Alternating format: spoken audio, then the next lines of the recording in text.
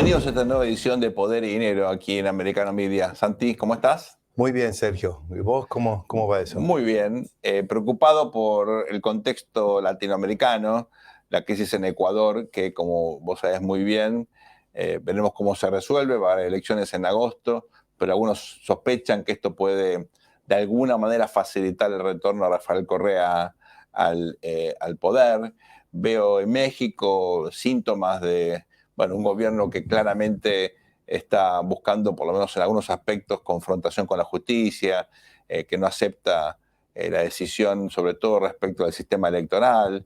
Veo también en Colombia algunos síntomas preocupantes, un gobierno que se radicaliza al margen de algunos errores difíciles de comprender. Eh, Habrás visto este episodio muy poco razonable del presidente Petro, bueno, de alguna manera reivindicando la aparición de 4 chicos en un accidente aéreo que efectivamente era un fake news, o sea, una improvisación bastante notable. Todas cuestiones que claramente, mirándolo en perspectiva, pone de manifiesto procesos políticos donde, bueno, veremos dónde termina, pero claramente hay una situación donde la gobernabilidad está en riesgo, donde la estabilidad política está en riesgo, donde los parámetros de 3 países importantes, ¿no? Que sobre todo tienen o tratado de libre comercio o un vínculo muy fuerte con los Estados Unidos, todo eso está efectivamente en alta tensión. Y una vez más cuestiona el papel de la política exterior de la administración Biden, donde hasta los propios medios, yo te diría, afines, están empezando a ser un poquitito más críticos. El Economist lo llamaba una política exterior tímida. Sí, son muy elegantes ellos para muy eso. elegantes.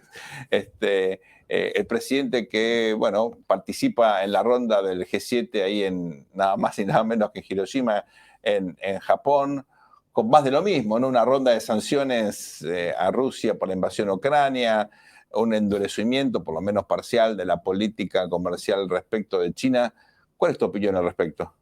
Bueno, respecto al tema de Latinoamérica, nosotros veníamos diciendo hay un límite respecto a la política exterior norteamericana, que estamos de acuerdo en que es una política exterior no apropiada para el país que, digamos, pretende seguir liderando el mundo, porque lo ha venido liderando, pero hoy en día está en jaque, ¿no? Claro. Ahora, ¿cómo podés tener una política, aunque fuera muy buena la política exterior, y aunque lo tuvieras a Kissinger, digamos, de 35 años a cargo de la política exterior, el problema es que resulta muy difícil proyectar una imagen que no genera, digamos, en cierta medida la envidia o que no sea un espejo en donde los países se tienen que mirar. Si hay enfrentamientos políticos en los Estados Unidos, crisis de deuda, toda clase de problemas, evidentemente la política exterior, digamos, no puede resolver eso. Es un país, Estados Unidos, que está viviendo, digamos, una crisis interna, y me parece que todo eso, digamos, no hace más que,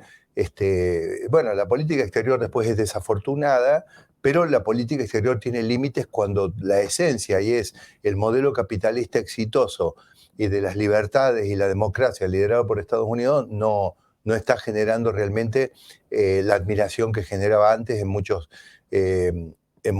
grupos. Respecto al tema de Latinoamérica, una cosa que además me preocupa es ver que donde hay un recambio, porque fíjate que es como que hay rondas y da la impresión que los izquierdistas o los que, digamos, de alguna manera están, según Fabián Calle, digamos, conducidos por Cuba.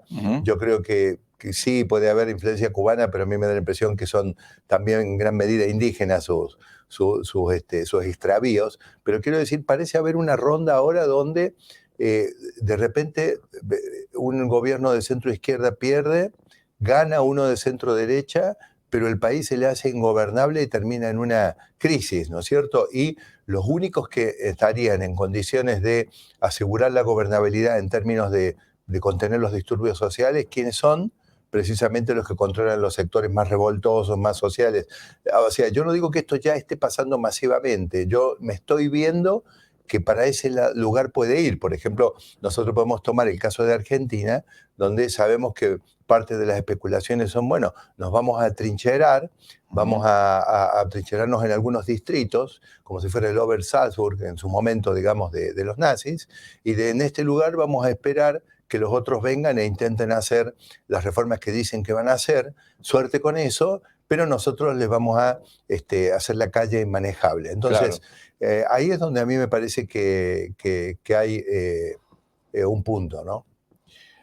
Mirando la perspectiva, uno dice, bueno, esto desde el punto de vista de la lógica democrática implica que la izquierda en la región, que en principio parecía adaptada, parecía, digamos, reformulando estrategias para competir democráticamente, ganando elecciones importantes en México, en Brasil, en Colombia, en su momento en Perú, en Chile, en Uruguay, bueno, triunfos importantes del Frente Amplio, 3 presidencias consecutivas. ¿Implica eso que la izquierda en América Latina está relajando su compromiso democrático y deslizándose hacia tácticas o estrategias de corte más autoritario, Santiago? Yo no sabía que la izquierda tenía tanto compromiso democrático. Me estoy enterando ahora. Yo creo que la izquierda básicamente, digamos, busca asaltar el poder. En general, la historia nos muestra eso. Y una vez que asaltan el poder, después, digamos, encuentran distintos mecanismos para no soltarlo. Por supuesto, en un país latinoamericano que tiene, evidentemente, está condicionado por un montón de cuestiones externas, digamos, tienen que guardar en alguna medida las formas. De hecho, en Venezuela hay elecciones. Claro, bueno. Entonces, ahora no, hace mucho que no, pero hubo elecciones que se las robaron. Hubo elecciones. Entonces, a mí, yo no creo en el compromiso democrático de la izquierda, Sergio. Hay un par de experiencias, sin embargo, en Chile, las presidencias de Ricardo Lagos, sobre todo la primera y también la segunda de Michelle Bachelet, puede estar en desacuerdo con alguna de sus políticas. Pero no era izquierda, Sergio, no seas malo. Era una izquierda democrática, una socialdemocracia parecida a lo que fue Clinton en Estados Unidos. Sí, era una cosa light, digamos, a ver, no puede, Ricardo Lagos es un tipo recontra moderado, sí, digamos. Tiene un PhD en economía en la Universidad de Duke. Claro.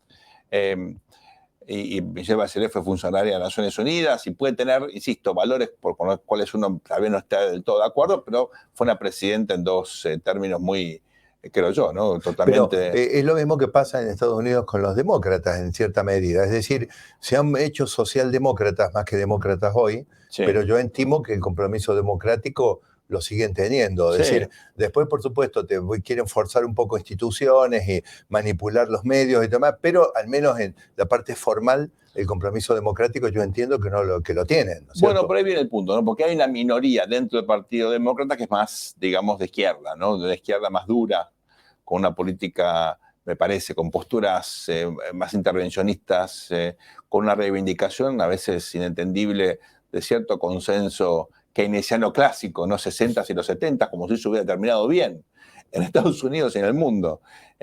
Ahí yo creo que hay cierto corrimiento con una especie de revisionismo de algunos instrumentos de intervencionismo extremo que efectivamente generaron distorsiones macro y microeconómicas severas y obligaron a Estados Unidos a hacer una corrección fiscal, bueno, que la hizo, como todos sabemos, el presidente Ronald Reagan, ¿no? Bueno, pero Estados Unidos está repitiendo ese ciclo.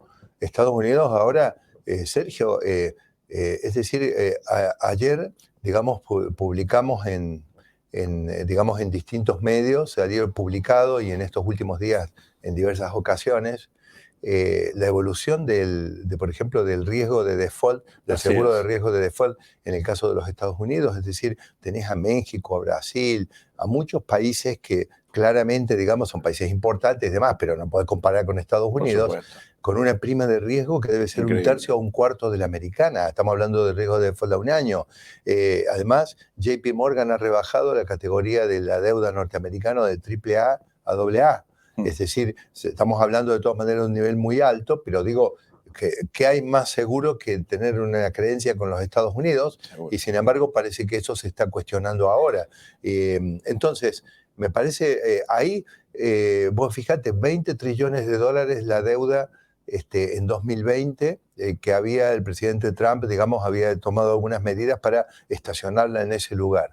En este momento estamos entrando en crisis prácticamente en semanas, con 31.4 trillones. Claro. Es decir, Sergio, esto es una catástrofe y son niveles de déficit fiscal de un dígito alto de 8 a 8,5 proyectados para este año, Sergio, que son de gobierno latinoamericano, pero no de cualquiera, porque hay muchos que son latinoamericanos, pero son prolijos. Por ejemplo, el gobierno argentino, que está tan criticado, que tiene una inflación hoy que está entre las más altas del mundo, si no es la más alta, sacando Venezuela, a causa justamente de muchos años de déficit fiscal resuelto por emisión. Bueno, yo no sé si tiene un déficit fiscal tan alto como el de los Estados Unidos, en todo caso, similar. O sea, no puede ser esto. Acá hay un desmadre que por supuesto tiene otras consecuencias y es absorber el crédito que existe en los Estados Unidos para prestárselo al Estado. ¿Y qué pasa con el sector privado, Sergio? Quiero hacer autocrítica ahí. El año pasado yo mencioné que la administración Biden estaba haciendo un ajuste fiscal. Era cierto. El problema es que la inflación generaba más ingresos, se atrasaban en el gasto, porque la inflación reduce el salario real. No. Esto de la autocrítica tuya es una triquiñuela para pegarte vos mismo y que yo después no te ponga en evidencia. Pero no, igualmente lo voy a hacer. El mecanismo inflacionario de reducción del déficit es transitorio, porque en definitiva los salarios se ajustan un año después. Hoy tienen ustedes este déficit enorme al cual se refiere Santiago. Vamos a ver ahora a una muy, muy breve pausa y regresamos enseguida con más poder y dinero aquí en Americano Media. Por favor, no se vayan. Ya volvemos.